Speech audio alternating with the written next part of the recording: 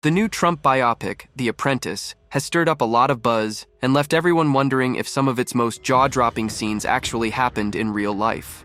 What if you lost your fortune today? Well, then maybe I'll run for president. I don't know. Directed by Ali Abbasi, the movie takes a dramatic look at Donald and Ivana Trump's divorce. Because I'm rich, I'm handsome, I have a great family, I'm gonna be the number one. One of the most shocking scenes features Donald telling Ivana he's no longer attracted to her, to which she fires back by calling him fat and balding. Your face looked like a nori. Things quickly spiral, with Donald throwing Ivana to the floor and assaulting her as she screams for him to stop. It's a scene that's left audiences shaken and sparked a lot of conversation. Actually, his part of the movie is based on something Ivana said during their divorce in 1990, where she gave a very graphic account of what happened. During the divorce was brutal. He took the divorce as a business deal, and he cannot lose. In her original deposition, Ivana recalled how Trump got violent after a surgery. She first called it sexual assault, but later clarified she didn't mean it in a legal way, just that she felt deeply violated as a woman. Trump, of course, denied everything, calling her claims obviously false. When we deal with reporters, it's called fake news. Gabriel Sherman, the political journalist behind the script, said the scene in the film was toned down compared to Ivana's original words. Ivana later walked back those claims in 2015, right before Trump's presidential run. Do you miss the old life? The old life? Life with Donald? I don't. Of course, the scene has caused an uproar, with Trump himself trying to stop the movie from being released. He even sent a cease and desist letter to the filmmakers. It's a disgrace. But Sherman wasn't backing down. He made it clear that he would have done whatever it took to keep that scene in the movie. Why? Well, he felt it was essential, especially with all the allegations of misconduct against Trump, which, by the way, Trump denies.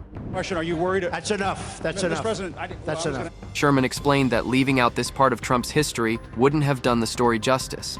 He wanted the film to explore Trump's alleged misogyny and felt this scene was the most powerful way to show just how low Trump had gone at that point in his life. Every American woman hated him, and every American hated him. And while Trump has faced accusations from at least 25 women over the years, he has denied them all. Just in 2023, Trump was found liable in a case involving writer E. Jean Carroll and was ordered to pay millions in damages. I have absolutely no idea who this woman is. The verdict is a disgrace. Ivana, the mother of Donald Jr., Ivanka, and Eric, passed away in 2022 after a tragic fall at her home. She was later buried at the Trump National Golf Club in New Jersey. It's wild to think that this all started out as a fairy tale. Donald met Ivana, née Ivana Zelnichkova, in 1976. She was living in Montreal, working as a model and ski instructor after immigrating from Czechoslovakia. Fantastic years. I was born and raised in Czechoslovakia. I went through training as a skier through the sports. She ended up in New York City for a modeling gig, and during a dinner with other models, Donald swooped in. He secured the group the best table in the place and joined them. Smooth move, right? And I turned to my girlfriend and said, I have a good news and bad news. What is the good news? You're going to get a table real fast. What is the bad news? This fellow behind me is going to go and sit with us. Ivana wrote in her memoir, Raising Trump, "We made polite small talk. No funny stuff at all. He sensed correctly that flirting would not work with me and acted like a gentleman."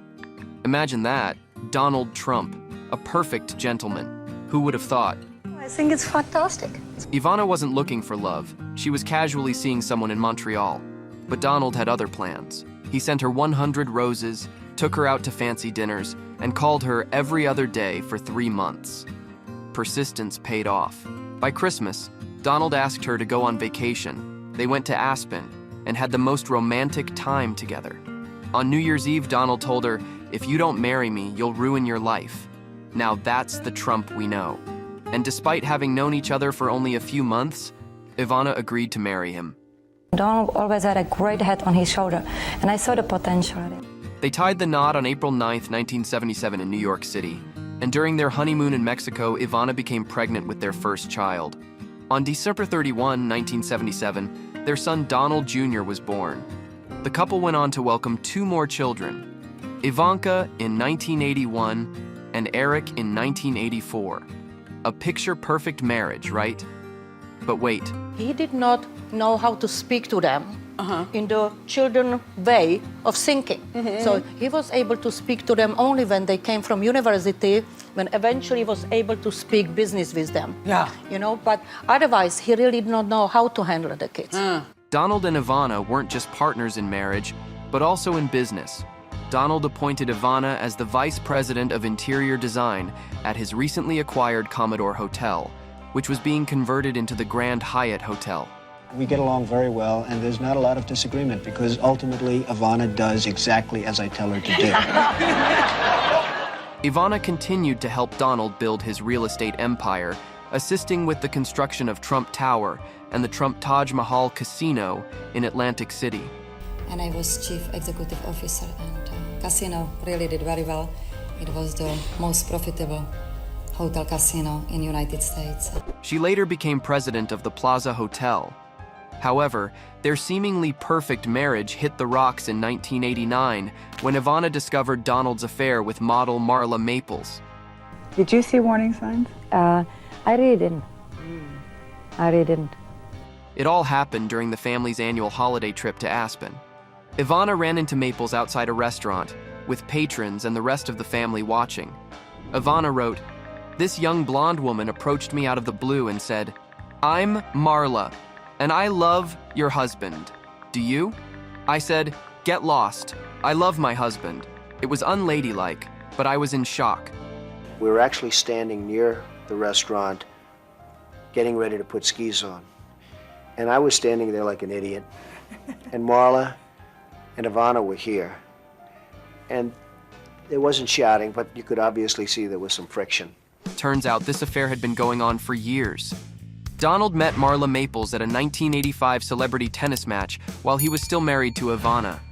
At first, they were just friends, but eventually a romance blossomed, and they kept it under wraps. I just think the first moment I met him, I had a sense like I'd known him before. I think it was much deeper than just whatever you might feel. We had a sense of like, if you believe in past lives or you don't, it was as if we didn't know each other. By the summer of 1989, the couple started getting bold, and Marla was often spotted wherever Donald was.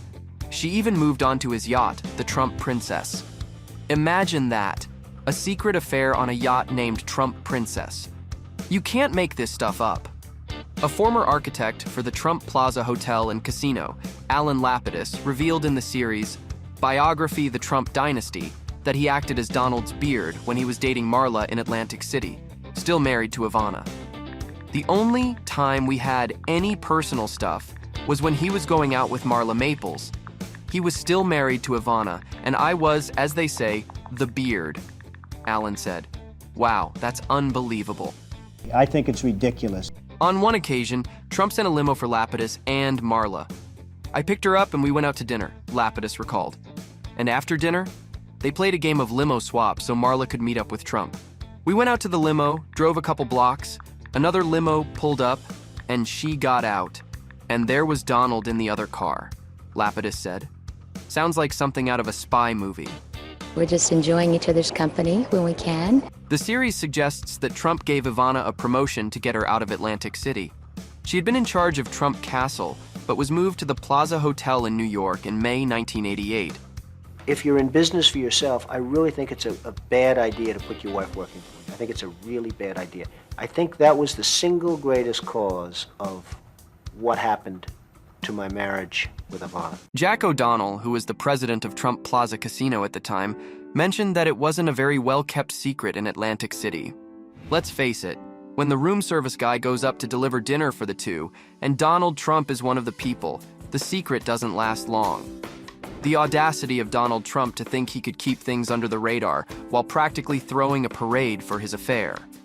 Marla knew Trump was married, but she later admitted she never considered herself a mistress during that time. She said, "Do I wish more than anything that we could have had this relationship after the divorce papers were signed? Absolutely, with all my heart. But it didn't happen that way. Everything had to happen in the way that it did to bring us to where we are now." Sure enough, the truth eventually surfaced, and things came to a head in Aspen in 1989. And Marla's version of their confrontation has some key differences from Ivana's take. She couldn't pronounce my name, but she was asking me if I was Mula or whatever. and she just asked if I was the one who had been loving her husband for years. I didn't want to scream, Maples told Vanity Fair. According to the onlookers, Ivana reportedly yelled, "I have a happy marriage. I'm very happy. Stay away from him. Stay away from us." Less than a year later, Maples reflected, it was obvious Ivana wasn't happy, and noted that during her relationship with Donald, she constantly told him, "Stay and make it work. Don't give up the marriage. You've got your kids." Poor Ivana. Do you think unless the two had actually come face to face, you would have confronted that situation? Well, it's interesting because it's possible that, maybe it would still be going on. I'm not sure.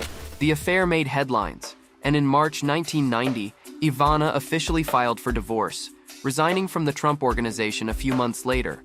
In my case, it was just so clear, and the trust was broken so badly that I knew that it was just no way it could be patched. But despite their explosive split, Ivana said they eventually settled into roles as companionable co-parents. It does take time, and it took me about 2 years to even think about another man. So if I see another man in my life, I die. They remained friendly over the years, and Ivana attended Donald's presidential inauguration in 2017. Former White House aide Omarosa Manigault-Newman even told people that Donald constantly sought Ivana's advice while in office. He wouldn't be who he is without you. That's for sure. Now, let's get back to Marla. The media extensively covered the divorce and Donald and Maples' relationship, and she spent 2 months hiding from photographers, but couldn't escape the headlines. Maples was infamously quoted on the cover of the New York Post as having said, "Best sex I ever had," about her relationship with Donald, which she later denied ever saying. The Donald was the best sex you'd ever had. Hey, he's not the only one who lies to the press. Maples and Donald continued to date on and off, and in 1993, she became pregnant with their first child. Their daughter Tiffany was born on October 13, which Maples later called the greatest unplanned surprise of all. Despite Donald previously saying he had no plans to get married again, the couple decided to tie the knot shortly after Tiffany's birth. And we really anticipated getting married and having a baby, not having a baby and getting married. So why didn't you marry her right away when you found out she was pregnant? Why did you wait? Indecision. Donald and Maples married on December 20, 1993, in an extravagant ceremony at the Plaza Hotel. Although Maples wanted a small wedding, the event was attended by 1,000 guests, including Howard Stern, Rosie O'Donnell, and O.J. Simpson. She wore a Carolina Herrera gown and a Harry Winston tiara worth $2 million. Because, nothing says "I do" like a tiara that costs more than most people's houses. The pair remained married for 3 years before separating in May 1997. Maples later explained the split, saying that they differed on how they viewed the world and how they wanted to raise their child. So I think you always hope in a marriage that you can bring out the best in each other. But after many years, we realized we weren't. Marla also noted that she was never entirely comfortable with the life of luxury and felt that she was playing a role because it was what the job called for. Oh, sure. Years after their divorce, a juicy tidbit from Donald and Marla Maples' prenup was leaked. Turns out, Marla walked away with just $1 million, plus another $1 million to buy a house. Definitely not the fortune some might think. And I think $1 million is a lot of money. No, you don't. No, I don't, actually. In fact, Marla later auctioned off her engagement ring and other items to make ends meet, saying, "I laugh when people think I walked away with a fortune. Talk about a not-so-happy ending." The truth is there's a lot of misconceptions about I walked away a multimillionaire. But it's not all bad blood. Despite their rocky past, Donald and Marla managed to mend fences. In a 2013 Oprah interview, Marla revealed, "I still love Donald. I love Eric, Ivanka, and Donnie so much." They even managed to share an Easter celebration in April 2023. Who knew divorce could come with a side of friendly get-togethers? He's the father of my child. I do not want to ever speak negative about it. But do we agree on everything? Absolutely not. We would be married if we still agreed on everything. But Ivana, who passed away in 2022, clearly wasn't ready to forgive and forget. I don't want to talk about her. She's a showgirl, never achieved anything in her life. In her 2017 memoir, Raising Trump, she didn't hold back, saying, "She actively participated in humiliating me in the media and indirectly put my kids at risk for months. I went through hell, and then I was expected to be okay with her being around my children?" Ivana's words reflected the deep hurt and betrayal she felt, a pain that her friends believe she never fully overcame. Well, who could blame Ivana? He's free at the moment, isn't he? He's single. Yes, he is. Would you not like to get back together with him? Nope. Really? Yes. Oh, you would like to get back? Nope. So, what's your take on this whole love triangle drama? Who do you think is to blame for the mess? Share your thoughts below. Let's chat about it.